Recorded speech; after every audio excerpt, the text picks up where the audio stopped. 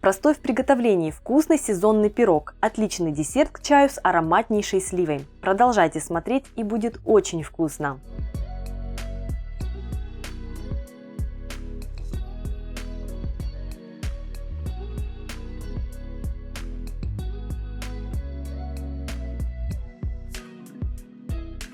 Привет, мои друзья-любители вкусной еды! Я обожаю галеты. Тесто для них всегда очень простое, способ формовки тоже, а получается всегда очень вкусно и красиво. Для этой галеты я предлагаю приготовить тесто творожное. Оно очень ароматное, одновременно мягкое и хрустящее. Сливы приправлю корицей и кардамоном. Это просто потрясающее сочетание. Получится очень нежно, сочно и ароматно.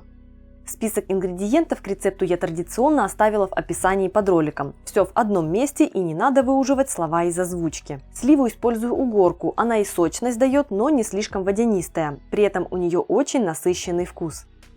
Начинаю с приготовления теста. В чашу кухонного комбайна, это самый скоростной способ приготовления, отправляю муку. Можно, конечно же, приготовить тесто вручную. Итак, к муке всыпаю щепотку соли, разрыхлитель.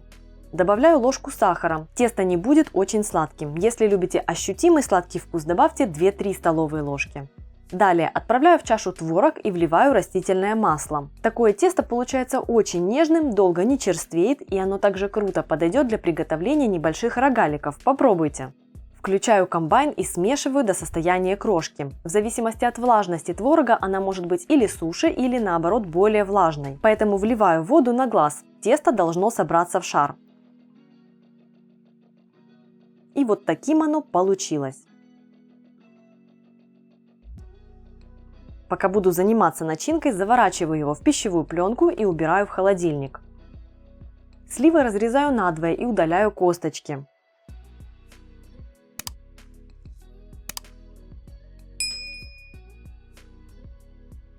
Разрезаю каждую половинку еще надвое.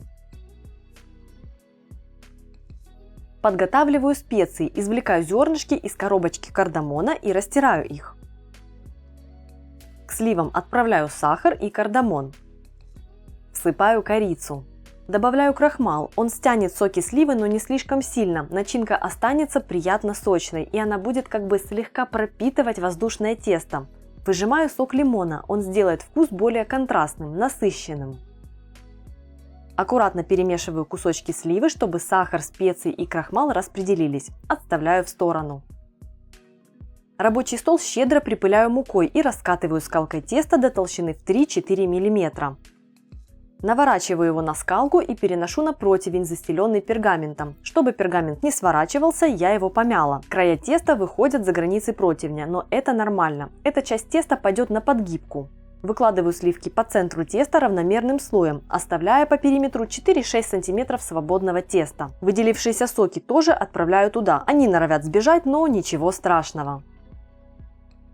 Подворачиваю свободные края, укладывая их внахлёст. Образовываются складки. Это как раз такая формовка, которая и отличает галеты. Слегка небрежные, рваные края, яркие, узнаваемые детали. Отправляю пирог в духовку, разогретую до 200 градусов. Выпекаю в течение 25 минут в режиме конвекции, чтобы галета хорошенько зарумянилась. Если нет режима конвекции, подойдет режим вверх плюс низ. Может потребоваться чуть больше времени, но это больше зависит от духовки. Вот такая красавица получилась. Нежная, сочная и мега ароматная. Тесто одновременно упругое, но не забитое. Нежное, податливое, воздушное. А начинка – это нечто.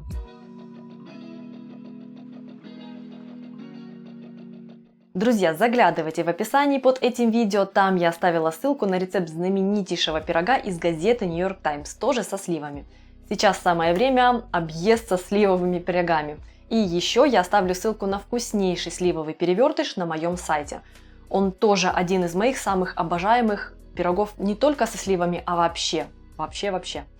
Меня зовут Галина Артеменко, это канал Жизнь Вкусная. Подписывайтесь, если вы еще не со мной, жмите на колокольчик. Этому видео ставьте лайк, если оно вам понравилось, и оставляйте свои приятные комментарии.